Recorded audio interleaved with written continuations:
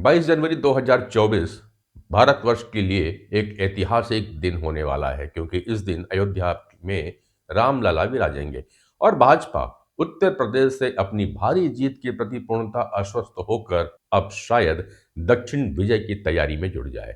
हम ऐसा इसलिए कह रहे हैं क्योंकि पिछले हफ्ते प्रधानमंत्री नरेंद्र मोदी की तिरुचिरापल्ली यात्रा के बाद अटकलें तेज हो रही हैं कि पीएम दक्षिण राज्य में से किसी एक लोकसभा सीट से चुनाव लड़ सकते हैं।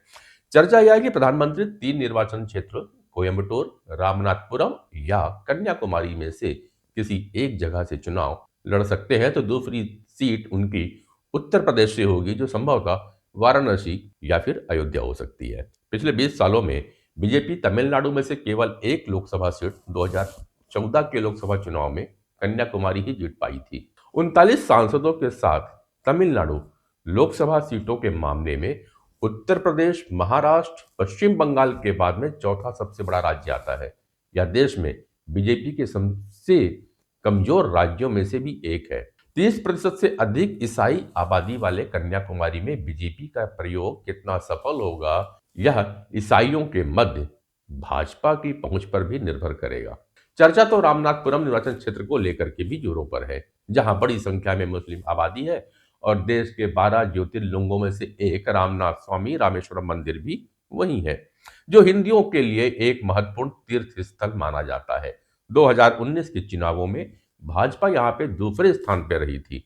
मान्यता है कि रावण वध के पश्चात श्री राम ने इस मंदिर में आकर पूजा अर्चना की थी, इसलिए राम मंदिर से जुड़े प्रसंगों और संदेशों को भाजपा यहां भुना सकती है। कोयंबटूर में पिछले 2 लोकसभा चुनावों में भाजपा को 30% से अधिक वोट मिला हुआ है।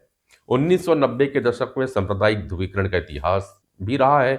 हालांकि तमिलनाडु में अभी माहौल बीजेपी के खिलाफ है, लेकिन पार्टी छोटे मंदिरों और सांस्कृतिक संगठनों के माध्यम से राज्य में प्रवेश करने की कोशिश कर रही है। तो आरएसएस यहां सांस्कृतिक कार्यक्रमों, खेलों के आयोजनों आदि की मेजबानी कर अनुकूल वातावरण निर्मित करने का प्रयास कर रहा है। तो दूसरी ओर इंडिया गठबंधन मजबूत बना हुआ है। डीएमके, कांग्रेस, वाम गठबंधन ने 2019 में तमिलनाडु की 39 में से 38 सीटें जीती थी।